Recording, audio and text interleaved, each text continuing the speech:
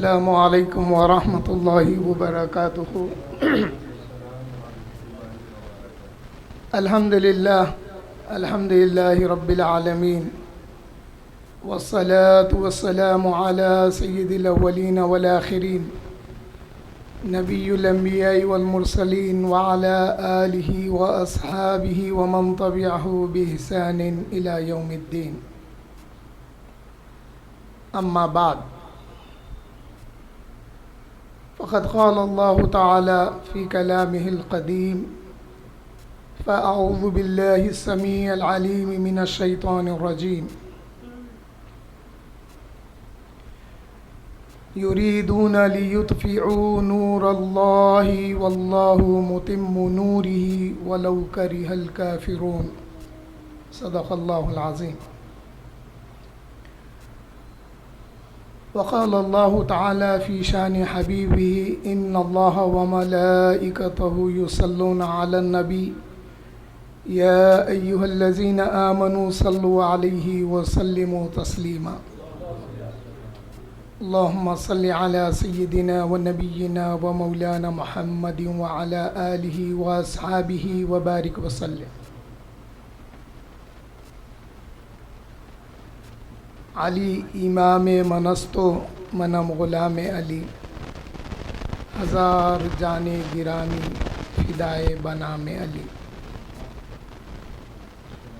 حاضرین و سامعین، آپ ہم بڑے خوش نصیب ہیں کہ ہم ایک ایسی جماعت سے جڑے ہوئے ہیں جس کا نام مرکزی مجلس اہل سنت والجماعت ہے، جہاں پر مولا علی کی ولادت کا جشن منایا جاتا ہے۔ وہیں پر شہادت مولا علی کرم اللہ وجہہ کے جلسے بھی منعقد ہوتے ہیں۔ مولا علی کرم اللہ وجہہ کی شہادت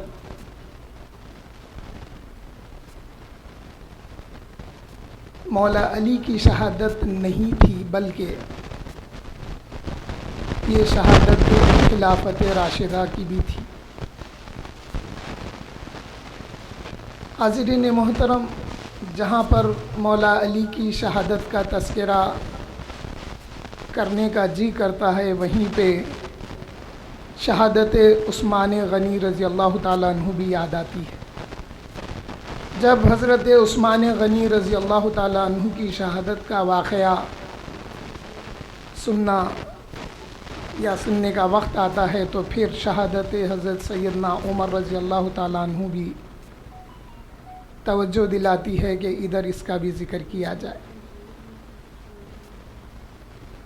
جس آیت کریمہ کو میں نے شرف تلاوت حاصل کیا ہے، اس میں اللہ جل شانہ فرماتے ہیں: یریدون لیطفئوا نور اللہ۔ اس بات کا ارادہ رکھتے تھے کہ اللہ کے نور کو بجھا دیا جائے۔ جو نور اللہ نے ظاہر کیا تھا، اس نور کو بجھانے کا یہ لوگ ارادہ کرتے تھے۔ واللہ متم نورہ، اللہ تو وہ ہے جو اپنے نور کو پورا کر کے رہے گا۔ ولو کرہ الکافرون، گرچہ کہ کافر اس بات کو پسند نہیں کریں گے۔ تو معلوم یہ ہوا یہ نور ہے کیا؟ جہاں پر دین کو نور کہا گیا، وہیں پہ رسول اللہ صلی اللہ علیہ وسلم بھی منبع نور ہیں۔ تو اب اس نور کو اللہ نے جس نور کو بھیجا، اللہ نے جس نور کو بنایا، اس کو بجھانے کی فکر میں تھے۔ کون؟ کافرین۔ اور ایک جگہ آیا: ولو کرہ المشرکون، مشرکین اور کافرین تو چاہتے تھے کہ اللہ کے نور کو بجھا دیا جائے۔ وہ نور دین اسلام بھی ہے، وہ نور ذات گرامی محمد مصطفیٰ صلی اللہ علیہ وسلم بھی ہے، وہ نور حضرت ابوبکر صدیق بھی ہیں، وہ نور حضرت عمر فاروق بھی ہیں، وہ نور اللہ کا عثمان غنی بھی ہیں، وہ نور اللہ کا مولا علی بھی ہیں، وہ نور اللہ کا امام حسن بھی ہیں، اور وہ نور اللہ کا امام حسین بھی ہیں۔ ان کی کوششوں کی حد امام حسین کی شہادت تک گئی۔ حاضرین محترم، جب یہ واقعات کو پڑھتے ہیں تو دین اتنی آسانی سے ہم تک نہیں پہنچا۔ آج جو ہم سمجھ رہے ہیں وہ دین اتنی آسانی سے ہم تک نہیں پہنچا ہے۔ حضرت کعب الاحبار ایک یہودی تھے، حضرت عمر رضی اللہ تعالیٰ عنہ کے دور میں ایمان لائے، اور حضرت عمر رضی اللہ تعالیٰ عنہ کی شہادت سے 3 دن پہلے حضرت عمر سے کہنے لگے، یا امیر المومنین عمر ابن خطاب رضی اللہ عنہ، آپ کی زندگی کے 3 دن باقی ہیں۔ حضرت عمر پوچھے، اے کعب تمہیں یہ بات کیسے معلوم؟ وہ کہنے لگے کہ یا امیر المومنین، میں نے توریت میں پڑھا ہے اور آثار بتا رہے ہیں کہ آپ کے 3 دن باقی ہیں۔ حضرت عمر پوچھے، اے کعب کیا میرے نام کا ذکر توریت میں آیا؟ تو کہنے لگے، نام تو نہیں ہے آپ کا، لیکن آپ کا حلیہ، آپ کی شکل وغیرہ وغیرہ سب اس میں ہے۔ حضرت عمر رضی اللہ تعالیٰ عنہ سے 3 دن پہلے جب یہ بات کہی گئی، حضرت کعب نے یہ بات بتایا کہ توریت میں ان کا ذکر ہے۔ اب آئیے قرآن شریف سے پوچھتے ہیں، اے قرآن کریم، کیا کوئی ایسی آیت ہے جو حضور کے صحابہ کی رہنمائی تمہاری کتاب میں ملتی ہے، تم میں آتی ہے؟ تو قرآن کریم واضح طور پہ بتاتا ہے، محمد الرسول اللہ والذین معہ اشداء علی الکفار رحماء بینہم۔ اسی آیت میں آتا ہے، ذالک مثلہم فی التوراۃ ومثلہم فی الانجیل۔ ان کی جو صفتیں ہیں، اشداء علی الکفار اور رحماء بینہم ہے، اور ان کے عبادتوں کا ذکر، ان کے ماتھوں کا ذکر بھی کیا گیا ہے۔ تو معلوم یہ ہوا، جب یہ بات حضرت کعب نے بتائی تو پھر اس کے بعد ایک شخص سے حضرت عمر کی ملاقات ہوئی جس کا نام تھا ابو لؤلؤ، جس کی کنیت ابو لؤلؤ تھی، اس کا نام تھا فیروز، اور وہ مغیرہ ابن شعبہ رضی اللہ تعالیٰ عنہ کا ایک غلام تھا۔ اب حضرت عمر سے ملاقات ہونے کے بعد میں وہ جو غلام تھا مغیرہ ابن شعبہ کا، جس کا نام جس کی کنیت ابو لؤلؤ تھی، اس کا نام تھا فیروز۔ ایک اور فیروز کا ذکر کرنے والا ہوں میں، نام یاد رکھیے، اس کا نام فیروز تھا، اس کی کنیت ابو لؤلؤ تھی۔ یہ حضرت عمر سے مل کے کہنے لگا، یا امیر المومنین، یہ مجوسی تھا، شیعہ حضرات کے نزدیک یہ ایمان لایا، اہل سنت کے پاس یہ مومن نہیں تھا، مسلمان بھی نہیں تھا۔ ابو لؤلؤ حضرت عمر سے عرض گزار ہوا، یا امیر المومنین، آپ میری سفارش میرے آقا مغیرہ ابن شعبہ سے کریے، اس لیے کہ انہوں نے روزانہ مجھ پر خراج، یعنی آسانی سے سمجھنے کے لیے انکم ٹیکس امپوز کیا ہے 2 درہم روز کے۔ حضرت عمر پوچھے کہ تمہاری صلاحیتیں کیا کیا ہے؟ تو وہ بولا، میں ایک کارپینٹر بھی ہوں اور ایک پینٹر بھی ہوں اور بلیک اسمتھ یعنی لوہار بھی ہوں میں۔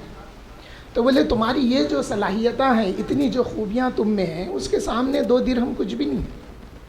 اس بات سے اس کے دل میں حضرت عمر بن خطاب کے لیے دل میں بغض پیدا ہوا۔ اگر آپ حضرت عثمان غنی رضی اللہ تعالیٰ عنہ کی سیرت پڑھیں گے تو جتنے بلوائی تھے نا، یہ بلوائیوں کو بغض عثمان غنی رضی اللہ تعالیٰ عنہ اگر پیدا ہوا تو اس کی وجہ ان کے کرتوت تھے، ان کے اپنے کرتوت تھے، جس کی وجہ سے حضرت عثمان کے لیے ان کے دل میں بغض پیدا ہوا۔ اب ابو لؤلؤ چاہتا تھا کہ اس کی سفارش کر کے وہ 2 درہم روز کے کم کیے جائیں، لیکن حضرت عمر بولے کہ تمہارے پاس اسکلز بہت ہیں اور اس مناسبت سے وہ 2 درہم روز کے کوئی معنی نہیں رکھتے۔ اب یہ جب تیسرا دن آ گیا، حضرت عمر بن خطاب رضی اللہ تعالیٰ عنہ فجر کی نماز پڑھا رہے ہیں، اور یہ جو ابو لولو تھا صفوں کو چیرتے ہوئے پہلی صف تک آ گیا. اس کے پاس جو ہتھیار تھا وہ ہتھیار دو طرف سے ایرو بنا ہوا تھا. وہ ہتھیار کو دونوں طرف سے تیر کا جو اس کی بیٹری چلی گئی ہوئی, اگر اس میں بیٹری ہے.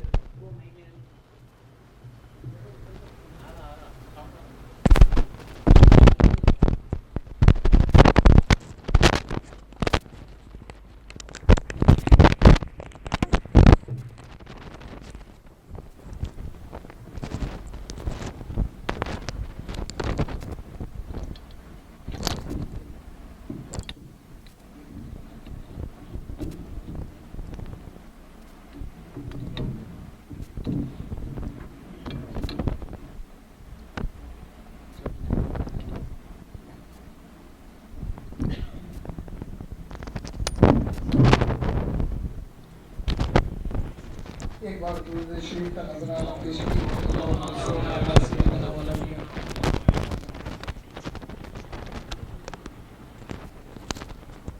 ابو لولو پہلی صف میں آ گیا. حضرت عمر رضی اللہ تعالیٰ عنہ نماز پڑھا رہے تھے اور اس کے پاس جو ہتھیار تھا وہ ہتھیار وہ دو طرف سے ایرو بنا ہوا تھا. اس نے وار کیا حضرت عمر رضی اللہ تعالیٰ عنہ پر.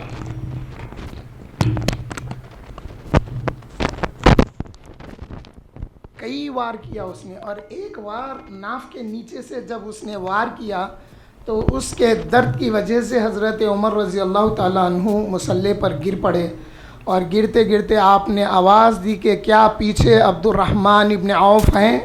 تو لوگوں نے کہا ہاں. تو آپ نے کہا کہ عبد الرحمن ابن عوف نماز کو پوری کرو. حاضرین محترم, یہ جو شہادتیں ہیں, یہ جو قربانیاں ہیں, اس کو سمجھنے کی ضرورت ہے. پھر نہ صرف یہیں پہ بات ختم ہوتی ہے, بلکہ آئیے پھر اور ذرا پیچھے آتے ہیں. حضور صلی اللہ علیہ وسلم جب ہجرت کے ارادے سے جب آپ ہجرت کا ارادہ کر لیے تو اہل مکہ, سرداران مکہ ایک میٹنگ کے دارالندوہ میں, اور وہاں پر شیطان بھی آ گیا. یہ جو سرداران مکہ تھے, وہ جو شیطان جس شبی میں آیا تھا اس سے واقف نہیں تھے, کیونکہ وہ اہل مکہ میں سے نہیں تھا. تو بولے تو کون ہے؟ یہ ہماری پرائیویٹ میٹنگ ہے, ہم اس میں کسی کو انٹری نہیں دیں گے. تو بولا میں شیخ نجدی ہوں. وہ بولا کہ میں شیخ نجدی ہوں. اس کو انٹری دیے, بولے میں بہت اچھا مشورہ دوں گا تم کو, میں بہت مشورے دینے میں فائق لائق ہوں. جب میٹنگ کی گئی تو اس نے مشورہ دیا کہ دیکھو محمد صلی اللہ علیہ وسلم کو مکے سے جانے مت دو, ان کا قتل کر دو. یہ شیطان کا مشورہ تھا. تو اسی ضمن میں اللہ تعالیٰ نے آیت نازل فرمائی, بڑی تفصیل ہے. حضور صلی اللہ علیہ وسلم کو قتل کرنے کا مشورہ شیطان نے دیا, اور پھر شیطان غزوہ بدر میں بھی آیا, آ کے مخالفین اسلام اور دشمنان رسول کی ہمت افزائی کرنے لگا. مگر شیطان کی ایک صفت یہ بھی ہے, جب اللہ تعالیٰ کا قہر و غضب دیکھتا ہے تو وہ کفار سے کہتا ہے, جن کو یہ اکسایا نا, ان سے کہتا ہے کہ دیکھو میں تو تمہارے عمل سے بری ہوں, مجھے اللہ کا خوف ہے, اور وہ وہاں سے بھاگ جاتا. حاضرین محترم, پھر وہ طائف کا میدان جہاں پر حضور صلی اللہ علیہ وسلم تبلیغ دین کے لیے گئے, تو طائف کے نوجوان بچے حضور پر پتھر مارنے لگے. آپ کے خدمان مبارک لہو لہان ہو گئے. یہ دین جو پھیلا, جو دین آیا ہمارے تک, یہ آسانی سے نہیں آیا. صحابہ نے قربانیاں دی. حضور صلی اللہ علیہ وسلم بنفس نفیس غزوات میں شریک ہوتے تھے. اگر آقا چاہتے تو بیٹھے جگہ دعا کرنے سے بھی اللہ کی مدد آتی تھی.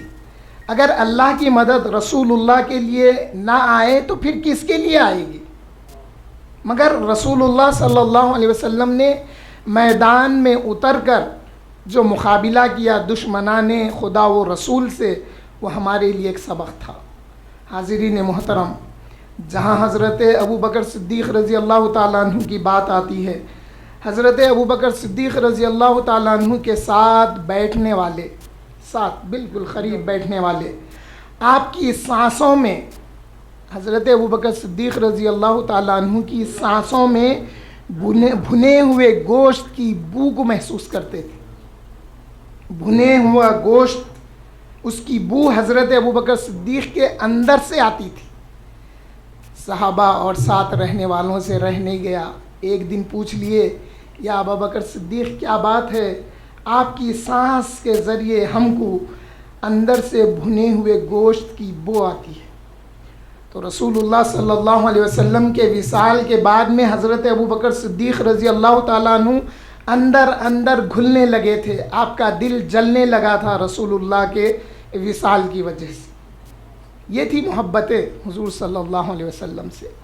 اگر آپ صحابہ کو دیکھیں گے تو رسول اللہ صلی اللہ علیہ وسلم پر جو اپنی جانیں نثار کی ہے، اس کی مثال پھر کہیں نہیں ملتی۔ پھر اگر آپ تابعین میں دیکھیں گے تو کیسے کیسے تابعین گزرے ہیں۔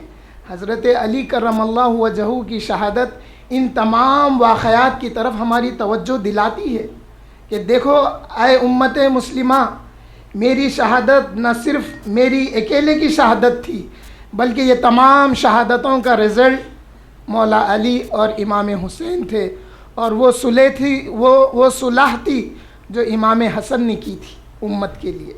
اب امت کا فریضہ بنتا کیا ہے؟ امت کا فریضہ یہ ہے کہ ناموس رسالت کا تحفظ کرے، رسول اللہ صلی اللہ علیہ وسلم کی ناموس کا تحفظ کرے، صحابہ کی عزتوں کا تحفظ کرے، ام المومنین اور تابعین کی عزتوں کا تحفظ کرے ہم اپنے طور پر اپنی استطاعت کے مطابق۔ آئیے میں آپ کو اور کچھ واقعات بتاتا ہوں کہ حضور صلی اللہ علیہ وسلم کے وصال سے کچھ دن پہلے حضور صلی اللہ علیہ وسلم بالکل آخری ایام میں ہیں اس دنیا کے۔ یمن میں ایک مدعی نبوت جس کا نام اسود العنسی آیا ہے، وہ وہاں پر اعلان نبوت کیا، کیونکہ اس کو اطلاع ہو گئی تھی رسول اللہ صلی اللہ علیہ وسلم بیمار ہیں اور اب کوئی امید نہیں ہے حیات کی۔ یہ اطلاع حجۃ الوداع سے واپسی پر جب صحابہ مدینے میں جمع ہو گئے، جب واپس صحابہ آئے تو پھر رسول اللہ صلی اللہ علیہ وسلم کی طبیعت میں بگاڑ پیدا ہونے کے بعد اللہ کے رسول کا حکم تھا کہ تمام صحابہ جس مقام، جس ملک، جس شہر سے آئے ہیں اپنے اپنے شہروں کو واپس چلے جائیں۔ جب وہ واپس گئے تو ان کو یہ معلوم تھا کہ رسول اللہ صلی اللہ علیہ وسلم بیمار ہیں۔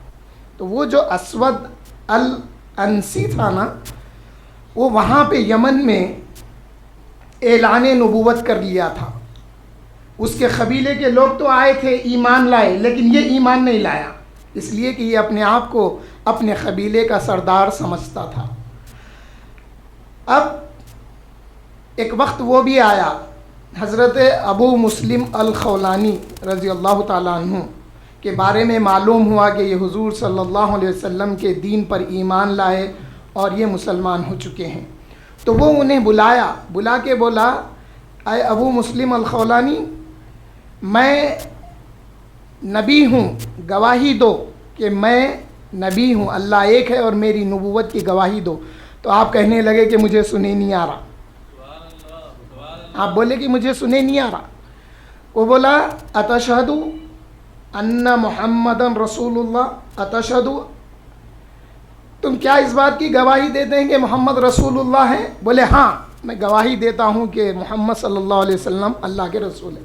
پھر وہ پوچھا، اتشہد انی رسول اللہ، کیا تم گواہی دو گے کہ میں اسود العنسی اللہ کا رسول ہوں؟ مجھے سنائی نہیں دیتا۔ اس کو بڑا غصہ آیا، جب حضور کا نام لیتا ہوں تو ان کو سنائی دیتا، جب میں اپنا ذکر کرتا ہوں تو ان کو سنائی نہیں دیتا۔ بڑا غصہ ہوا، بولا آگ بھڑکاؤ، بولا آگ بھڑکائی گئی اور حکم دیا کہ ان کو اس آگ میں ڈال دیا جائے۔ آپ کو آگ میں ڈال دیا گیا، اس کے بعد دیکھا گیا کہ اب آگ سے صحیح سالم نکل گئے۔ یہ صحابہ نے قربانیاں دی ہے آزمائشوں میں۔ آزمائشیں جب ہوئی تو آزمائشوں میں یہ صحابہ تابعین صحیح سالم اور ایمان کی دولت کے ساتھ ان آزمائشوں سے نکل گئے۔ پھر جب حضور صلی اللہ علیہ وسلم کے وصال کے بعد میں جب وہ یمن سے مدینہ شریف آئے تو حضرت عمر دیکھ کے پہچانے ان کو.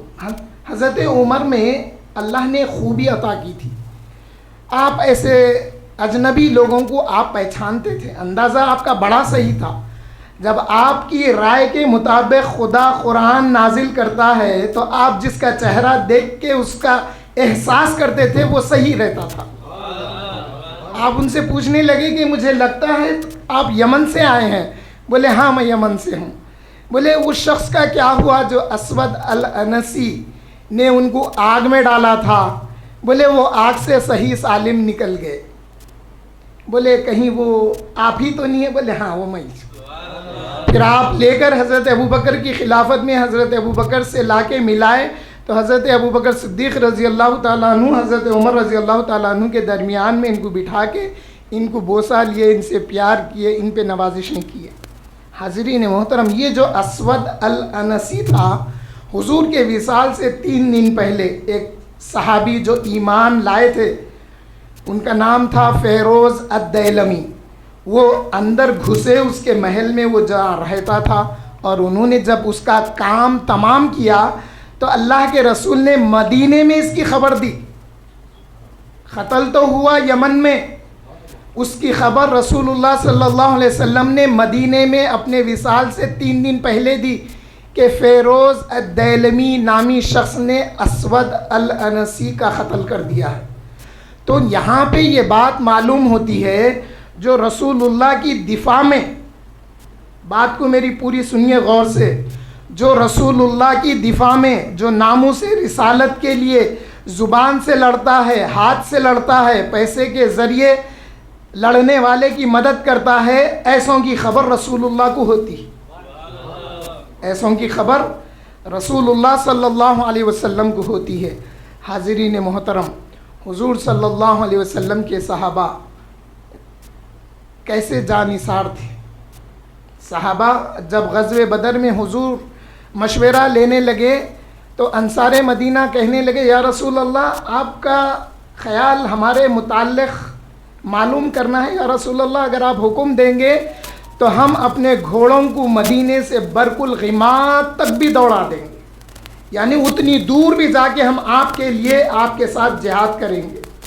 پھر ایک گروہ نے کہا یا رسول اللہ اگر آپ حکم دیں گے تو ہم اپنے گھوڑوں کو سمندر میں بھی جھونک دیں گے.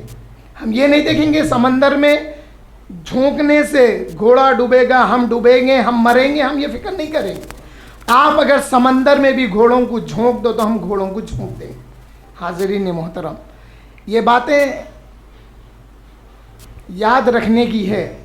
جب حضرت عمر رضی اللہ تعالیٰ عنہ کی خلافت کے انتخاب کا وقت آیا تو خلافت عمر کے انتخاب کا مشورہ دینے والے مولا علی ہیں. حضرت ابوبکر صدیق رضی اللہ تعالیٰ عنہ جب آخری ایام میں لوگوں کو, اہل مدینہ کو جمع کر کے بولے کہ میں تم سے کچھ مشورہ کرنا چاہتا ہوں, حضرت علی کرم اللہ وجہہ برملا بول اٹھے اے ابوبکر ہم آپ سے اس وقت تک راضی نہیں ہوں گے جب تک کہ آپ اپنا خلیفہ عمر کو نہ بنائیں. یہ مشورہ حضرت علی کا تھا اور اس کی رضامندی حضرت علی سے تھی. جہاں پر حضرت عمر رضی اللہ تعالیٰ عنہ کی شہادت ہوئی, پھر یہاں سے اسلام میں وہ دور شروع ہو گیا جہاں پر دین میں فتنے فساد پیدا ہو گئے. حاضرین محترم, حضرت عثمان غنی رضی اللہ تعالیٰ عنہ کی خلافت 24 ہجری میں شروع ہوئی. جب آپ کی خلافت شروع ہوئی آپ بڑے منکسر المزاج تھے. آپ کے دل میں رحم اور مروت بہت زیادہ تھی. آپ مخالفین کو تعلیف قلوب کے لیے, یعنی ان کو دین سے جوڑے رکھنے کے لیے تحفے دیتے تھے, مگر ان لوگوں کو وفادار رہنے کے بجائے وہ لوگوں نے بے وفائی کی. یہاں تک کہ بے وفائی کی کہ حضرت عثمان غنی رضی اللہ تعالیٰ عنہ کے قتل کے لیے آمادہ ہو گئے اور کئی بار آپ کو قتل کرنے کی دھمکی دیتے تھے. آپ یہ سارے بلوائیوں کا اگر ہسٹری دیکھیں گے تو ان کو بغض پیدا ہونے کی وجہ ان لوگوں کی کمزوریاں اور ان لوگوں کی لاپرواہیاں تھیں۔ ایک صاحب بغیر نام لیے کے بتاتا ہوں، ایک صاحب کا قرض بیت المال پہ بہت تھا، وہ بیت المال سے قرض بہت لے چکے تھے۔ حضرت عثمان غنی رضی اللہ تعالیٰ عنہ نے ان کا تعاقب کیا قرض بیت المال میں لوٹانے کے لیے، تو وہ بات ان کو اچھی نہیں لگی۔ اس وجہ سے حضرت عثمان غنی رضی اللہ تعالیٰ عنہ کے مخالف ہو گئی، نامور شخص، حاضرین محترم۔ اور جب 35 ہجری آئی، 35 ہجری میں یمن سے عبداللہ ابن سبا ایک یہودی تھا، وہ ظاہراً حضرت عثمان غنی رضی اللہ تعالیٰ عنہ کے دور خلافت میں اسلام لایا، لیکن اس نے کیسے امت میں بگاڑ پیدا کیا دیکھیے۔ اس لیے سبائی بولتے، یہ جتنے بھی امت میں بگاڑ پیدا کرنے والے رہتے نا، یہ پوروں کو اس عبداللہ ابن سبا سے منسوب کیا جاتا۔ جیسے وہابی بولتے عبد الوہاب نجدی کی طرف ان کو منسوب کیا جاتا ہے۔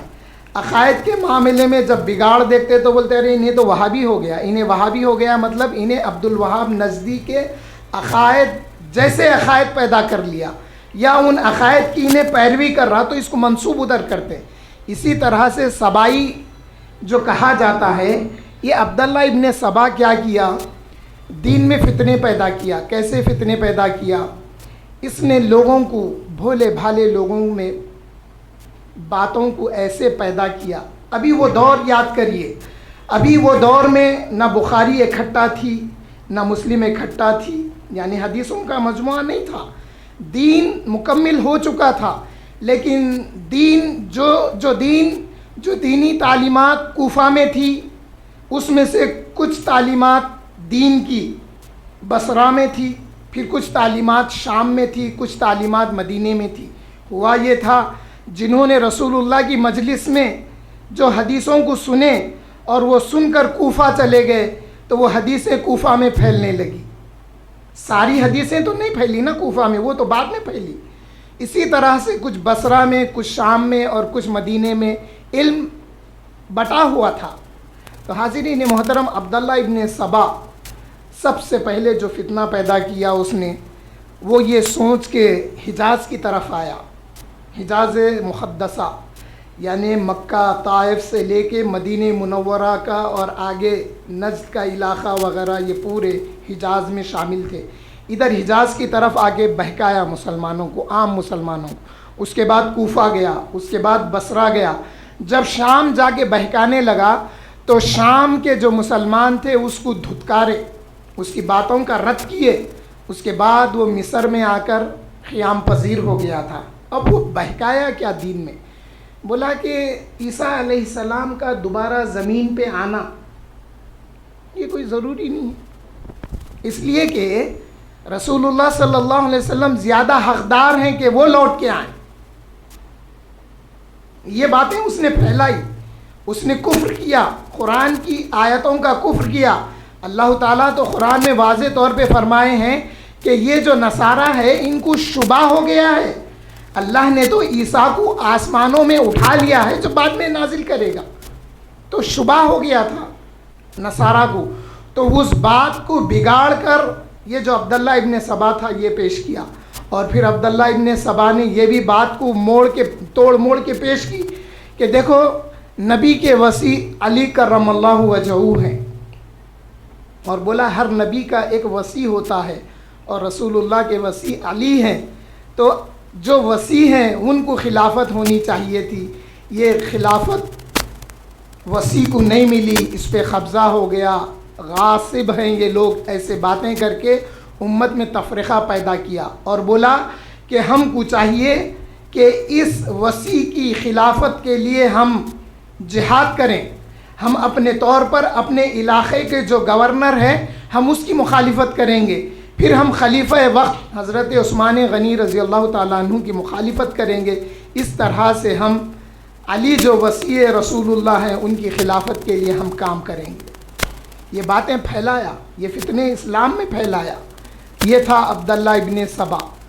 جبکہ مولا علی کی خلافت، جیسا کہ آفتاب خطابت اور میں بتاتے ہیں، ان کے نزدیک یہ چاہے وہ شیعہ ہوں، رافضی ہوں، کوئی بھی ہوں یا سبائی ہوں، ان کے نزدیک مولا علی کمزور ہیں. ہمارے نزدیک علی کمزور نہیں ہے. ہمارے نزدیک علی وہ ہیں، جب بھی ہم یا علی کہتے ہیں تو ہماری قوت سے کئی گنا قوت میں اضافہ ہو جاتا ہے. جب سعودی عرب میں میں تھا، میں الیکٹریکل سپروائزر تھا. کیبل پل کرتے تھے ہم لوگ، 240 ایسے موٹے موٹے کیبل ہوتے تھے، کاپر کے، بڑے وزن دار ہوتے تھے. اس میں کیونکہ مکے میں رہنے کی وجہ سے ایجپشینس، سیرینس، بہت سارے ممالک کے تھے. وہ لوگ کچھ بولتے تھے، میں یا علی بولتا تھا. اب میرا جو اسٹاف تھا 70-80 آدمی، جب ہم لوگ اکٹھا کام کرتے، کوئی چیز کو پل کرنا ہے، کھینچنا ہے، ڈھکیلنا ہے کیبل کو، تو میں یا علی بولتا تھا. تو کچھ انڈینز جو اس عقیدے کے تھے وہ لوگ بھی یا علی بولتے تھے، اور پورے رک کے میرے کو دیکھتے تھے، انہیں یا علی بول رہا، شیعہ تو نہیں ہے بول کے. یہ بات ہوئی بھی میرے ساتھ. میں اپنی تعریف نہیں کرتا، بزرگوں سے جو نسبت جڑ جاتی ہے نا، تو اللہ کیسے عزت رکھ لیتا ہے وہ بتانے کے لیے میں بعض باتیں جو انعام ہوا وہ بتاتا ہوں. ایک وزٹ میں، سلطان ابن عبدالعزیز کی وزٹ میں، پورے بیٹھے ہوئے ہیں، انڈین، پاکستانی، ایجپشین، یہ وہ سب. تو بعض لوگوں کو عادت رہتی، چھیڑ لیتے حلو عقائد میں، یہ کیا وہ کیا، بلکہ اب دونوں کے چہرے دیکھتے رہتے. ایک ایسی تھا اہل حدیث لاہور کا، ایک شیعہ تھا جس کا نام شاہین شاہ تھا، کراچی کا بندہ تھا. وہ میکینیکل کا فورمین تھا، میں الیکٹریکل کا فورمین. سب بیٹھے ہوئے ہیں. میرے کو بولا، باخر بھائی، بعض لوگ یا علی بولتے، یہ یا علی بولنا جائز ہے کیا؟ میں بولا دیکھو، اب سب پورے میری طرف دیکھ رہے ہیں، انہوں کیا جواب دیتے دیکھیں گے. بولے میں بولا دیکھو، علی اللہ کا بھی نام ہے، علی کا بھی نام ہے. اب تو پکارنے والے سے پوچھ کہ وہ اللہ کو علی پکار رہا تو اس میں کوئی قباحت نہیں ہے، اور اگر انہیں علی کو علی پکار رہا تو مدد آتی. اب پکارنے والے سے پوچھ کہ وہ کس کو پکار رہا. ہکا پھکا ہو گیا، لاجواب ہو گیا. تو بزرگوں سے جب نسبت جڑ جاتی نا، تو یہ چیزیں اللہ کی طرف سے توفیق ہوتی ہے. آخری مراحل میں ہوں. آپ یقین مانیے، اللہ اس بات کا گواہ ہے، جب سے شہادت کا بیان کرنے لگا نا، قوالی میں میری دلچسپی نہیں رہی. قوالی ایک سرور ملتا، مگر غم حسین اس قدر غالب آ گیا طبیعت میں کہ اب قوالی میں جیسا میں پہلے قوالی سنتا تھا اب وہ مزہ نہیں رہا. اسی طرح سے 3 دن سے شہادت مولا علی پڑھ رہا ہوں. دل پہ اتنا غم ہے، میرے باپ مرے بھی تو میرے کو اتنا غم نہیں ہوا جتنا غم یہ حالات پڑھ کے ہوا ہے. دین ہم تک جو پہنچا وہ آسانی سے نہیں پہنچا.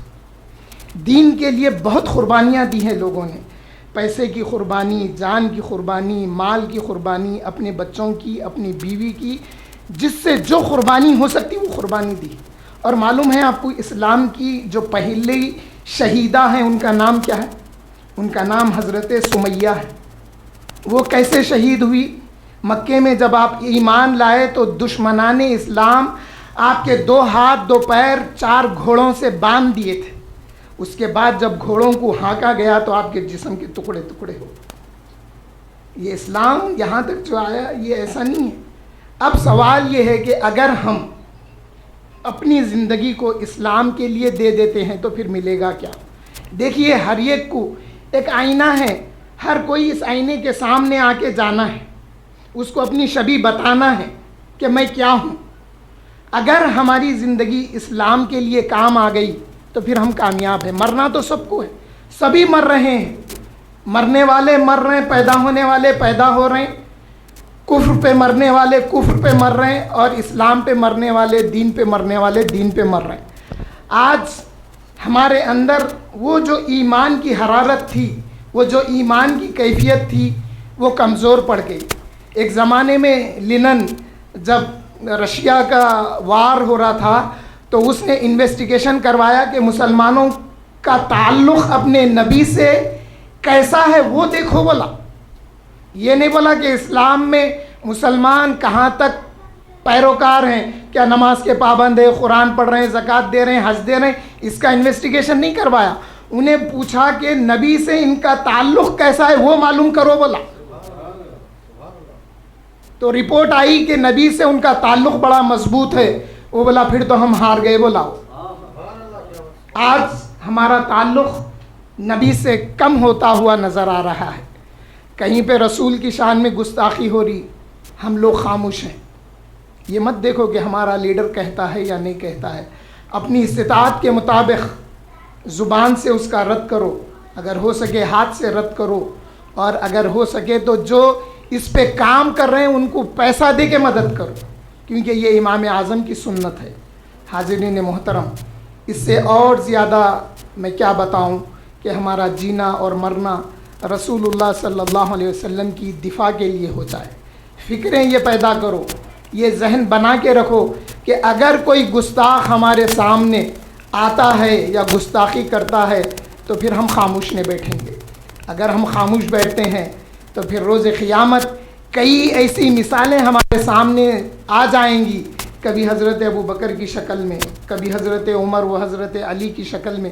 یہ لوگ آ جائیں گے. اللہ پوچھے گا اے بندے دیکھ, یہ ابو بکر ہیں جو اپنے والد کو برداشت نہیں کیے رسول اللہ کے لیے, تو کیسے برداشت کر لیا.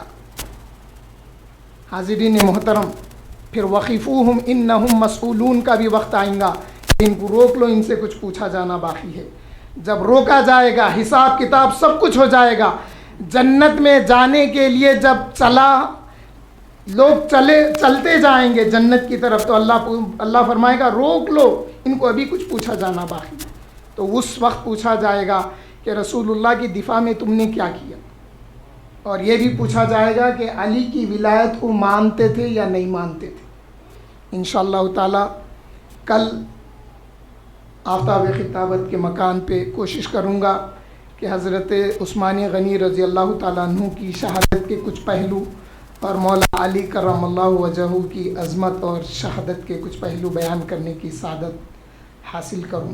اللہ تعالیٰ سے دعا گو ہوں کہ اللہ تعالیٰ مجھے بھی ان صحابہ کی زندگیوں سے کچھ لمحے عطا کر جنہوں نے رسول اللہ پر اپنی جان نثار کی ہے. وآخر دعوانا ان الحمد للہ رب العالمین.